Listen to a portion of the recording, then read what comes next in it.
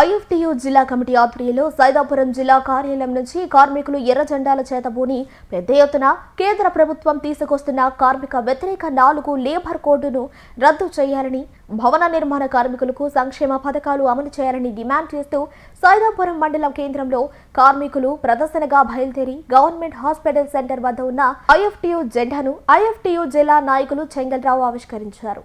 ఈ సందర్భంగా CPI ML new democracy జిల్లా కార్యదర్శి డిపి పోలయ్య మాట్లాడుతూ కేంద్ర రాష్ట్ర ప్రభుత్వాలు పెట్టుబడిదారులు కార్పొరేట్ కంపెనీలతో కుమ్మక్కవుతున్నాయని అన్నారు. పనిదినాలకు వ్యతిరేకంగా పోరాడి ఆ పోరాటంలో 8 మంది కార్మికులను ఉరిదీయడం కూడా జరిగింది. అనేక మంది కార్మికులు అమెరికా ప్రభుత్వం తూటాల వర్షం కురిపించి కొన్ని వందల మంది కార్మికులకు ప్రాణాలు బలి తీసుకున్నారు. ఆ పోరాట ఫలితంగా 140 సంవత్సరాల క్రితం శ్రీకాకుళ నగర కార్మికులు తమ రక్తాన్ని సిందించి సాధించినటువంటి రోజు ఈరోజు మేడే. ఆ పోరాట ఫలితమే ఈరోజు 8 గంటల పనిదినాన్ని ఇవాళ కార్మికులు అనుభవిస్తున్నారు. అదేవిధంగా కార్మికులు సమ్మె చేసే హక్కు కానీ, సంఘం పెట్టుకునే హక్కు కానీ, ప్రశ్నించే హక్కు కానీ, సమాన పనికి సమాన వేతనం పోరాడి సాధించిన హక్కు కానీ మొత్తం కూడా ఆనాడు శ్రీకాకుళ నగర అమరవీరులు సిందించినటువంటి రక్తం సాక్షిగా సాధించుకున్నటువంటి పోరాట ఫలిత హక్కుల్ని ఇవాళ గత 140 సంవత్సరాలుగా ఈ దేశంలో అసంఘటిత రంగ కార్మికులు, వివిధ రంగాల్లో పనిచేసే కార్మికులు మొత్తం కూడా ఇవాళ అనుభవిస్తూ ఉన్నారు. అయితే అలాంటి పోరాట ఫలితంగా సాధించుకునే కార్మిక చట్టాలను ఈనాడు నరేంద్ర మోడీ ప్రభుత్వం 3వ తూరి అధికారంలోకి వచ్చిన తర్వాత ఇవాళ కార్మికులు చిందించి సాధించుకొని పోరాడినటువంటి కార్మిక చట్టాలని ఇవాళ మొత్తం కూడా ఏకపక్షంగా ఇవాళ బడా కార్పొరేట్ శక్తులకు, అంబానీ, ఆదాన్ లాంటి బడా పారిశ్రామికవేత్తలకు ఇవాళ కార్మిక చట్టాలు మొత్తం సవరణ చేసి కార్మికులకి ఇవాళ నడిపించే విధంగా కార్మిక యాజమాన్యానికి అనుకూలంగా ఇవాళ చట్టాలు తీసుకున్నారు.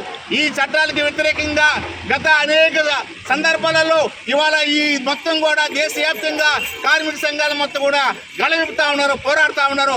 అందుకని ఇవాళ ఐఎఫ్టీగా మేము డిమాండ్ చేస్తున్నాం. ఇవాళ ఐఎఫ్టీ ఆధ్వర్యంలో ప్రపంచ మేడే కార్యక్రమాన్ని ఘనంగా ఇవాళ ఐఎఫ్టీ కార్యాలయం నుంచి ర్యాలీగా జరిపి అక్కడ జెండావిష్కరణ చేసి ఇక్కడ హాస్పిటల్ సెంటర్లో జెండావిష్కరణ చేస్తా ఉన్నాం. ఈ సందర్భంగా కేంద్ర రాష్ట్ర ప్రభుత్వాలు మేము డిమాండ్ చేస్తున్నాం.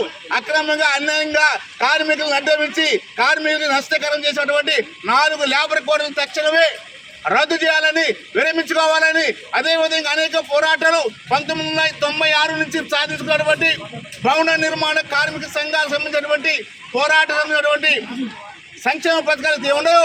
వాటిని యథావిధంగా మొత్తం సమాన పనికి సమాన వేతనం 30,000 ఇచ్చే విధంగా, అదేవిధంగా ప్రమాదశాతం చనిపోయిన కార్మికుడికి 10 లక్షలు ఇచ్చే విధంగా, సహజ మరణం చనిపోతే 5 లక్షలు ఇచ్చే విధంగా, అదేవిధంగా కార్మికులకు అన్ని రంగాలలో మొత్తం కూడా కార్మిక హక్కుల్ని వాళ్ళకి అనుకూలంగా ఉండే విధంగా ప్రభుత్వం చూడాలన్నది ప్రధానంగా 8 గంటల పరిధిన స్థానంలో ఇవాళ ఏకపక్షంగా చంద్రబాబు ప్రభుత్వం మేము అధికారంలోకి వస్తే కార్మికులకి అందరికీ అనుకూలంగా ఇవాళ మొత్తం చట్టాలు చేస్తామని చెప్పి ఈ చట్టాలను తోట్లు పొడుస్తూ 8 గంటల పరిధినాన్ని తోట్లు పొడిచి 12 గంటల పరిధినాన్ని తీసుకొచ్చే ప్రయత్నం చేస్తున్నారు. దీనికి వ్యతిరేకంగా కార్మికులు మొత్తం కూడా ఉద్యమించాలని చెప్పి మేము పిలుపునిస్తున్నాం. అందుకని ఐఎఫ్టీగా మొత్తం కూడా శ్రీకాకుళం నగరం సాధించినటువంటి హక్కులు ప్రధానంగా 8 గంటల పరిధినాన్ని జన్మదిన శుభాకాంక్షలు. మకుటం లేని మహారాజు, మా అందరి ఆరాధ్య నాయకులు వైసీపీ సిఎసి సభ్యులు పేనాటి శ్యామ్ ప్రసాద్ రెడ్డి గారికి జన్మదిన శుభాకాంక్షలు.